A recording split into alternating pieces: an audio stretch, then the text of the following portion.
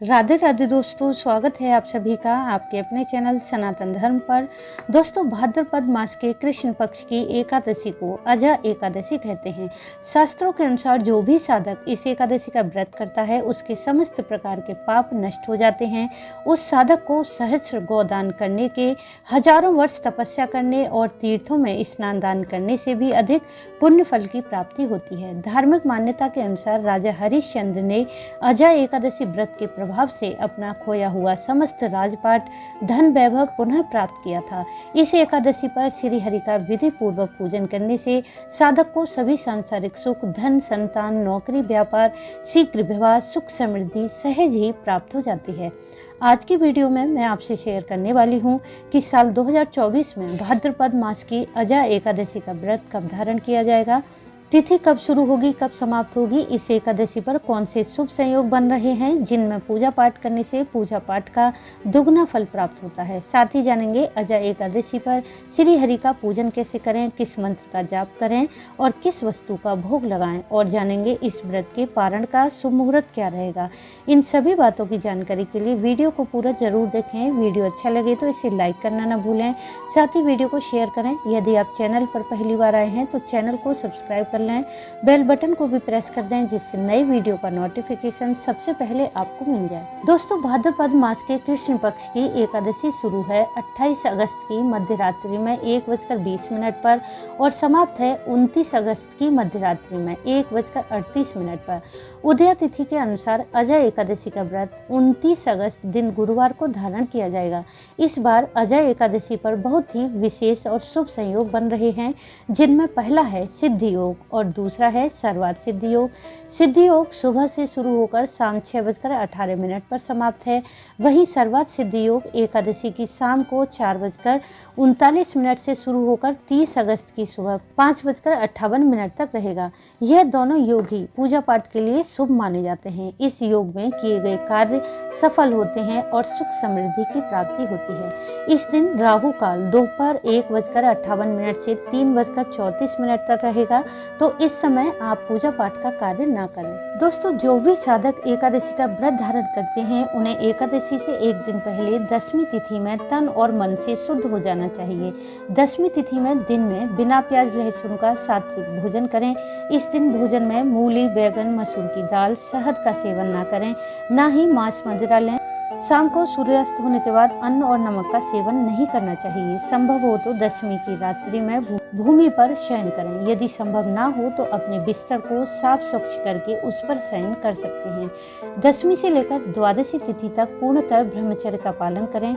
एकादशी के दिन व्रत धारण करते हुए झूठ, परनिंदा, क्रोध, ईर्ष्या, चोरी जैसे दुर्गुणों से दूर रहें। एकादशी के दिन किसी दूसरे के घर का अन्न जल ग्रहण ना करें और घर में किसी भी सदस्य को भोजन में चावल, मसूर की दाल का सेवन नहीं करना चाहिए। शास्त्रों के अनुसार एकादशी व्रत करने वाले साधक को अपने व्रत का पारण द्वादशी तिथि के समाप्त होने से पहले ही कर लेना चाहिए। यदि आप तिथि के समाप्त होने के बाद व्रत का पारण करते हैं तो यह पाप के समान माना जाता है और व्रत का संपूर्ण फल प्राप्त नहीं होता। इसलिए एकादशी व्रत का पारण सदैव शुभ मुहूर्त में ही करना आवश्यक होता है।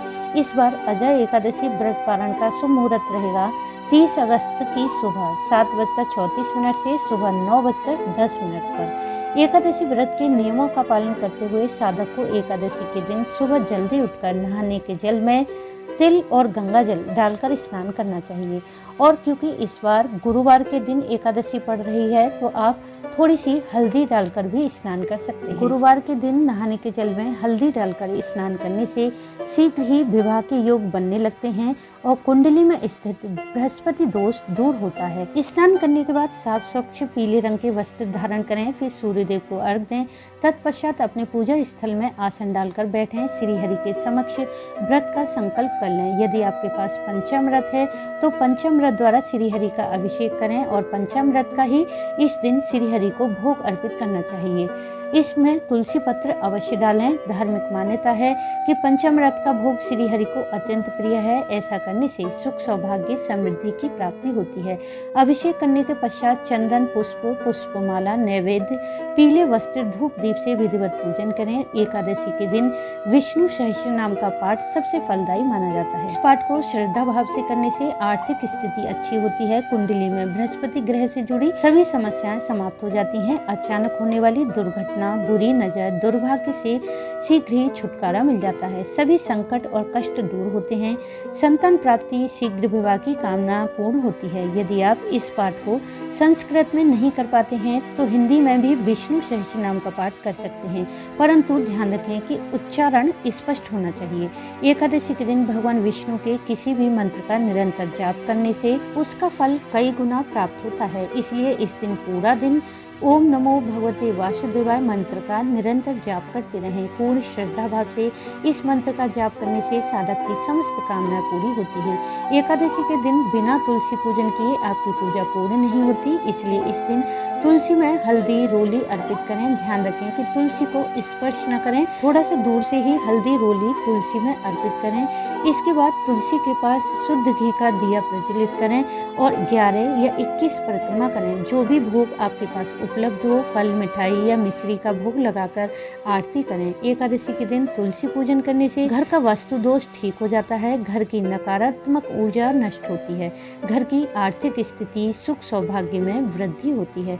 एकादशी पर अपनी शरीर की शक्ति, सामर्थ्य के अनुसार व्रत धारण करते हुए रात्रि जागरण भी जरूर करना चाहिए। एकादशी की रात्रि में श्री हरि के समक्ष रात्रि जागरण करने से साधक के शारीरिक, मानसिक, वाचिक सभी प्रकार के पाप नष्ट होते हैं और मृत्यु उपरांत उसे श्री हरि का सानिध्य प्राप्त होता है। एकादशी व्रत का पारण अगले दिन द्वादशी तिथि में करना चाहिए। इस दिन भगवान विष्णु का पूजन अर्चन करने के पश्चात किसी योग्य ब्राह्मण को बुलाकर उन्हें भोजन कराएं। अपनी सामर्थ्य के अनुसार दान दक्षिणा दें। यदि ब्राह्मण का आना संभव न हो तो उनके निमित्त भोजन की कच्ची सामग्री निकालकर उस पर दक्षिणा रखकर किसी मंदिर में दे दें। इस एकादशी पर गुरुवार का शुभ संयोग भी पड़ रहा है, इसलिए इस दिन पीली वस्तुओं का दान जरूर करें, जैसे केला, चने की दाल, पीले वस्त्र, पीली मिठाई, हल्दी का दान करने से कुंडली में गुरु की स्थिति मजबूत होती है, जिससे विवाह में आ रही समस्याएं समाप्त हो जाती हैं, दुख दरिद्रता दूर होती है, नौकरी व्यापार में उन्नति मिलती है और बिगड़े हुए काम बनने लगते हैं। पीली वस्तुओं के अलावा आप अन्न, वस्त्र, धन इत्यादि जो भी सामग्री आपकी सामर्थ्य के अनुसार उपलब्ध है वह आप दान कर सकते हैं। तो दोस्तों, उम्मीद है इस वीडियो से आपको लाभ अवश्य मिलेगा। वीडियो अच्छा लगा हो तो इसे लाइक करें, शेयर करें, साथ ही चैनल को सब्सक्राइब कर लें।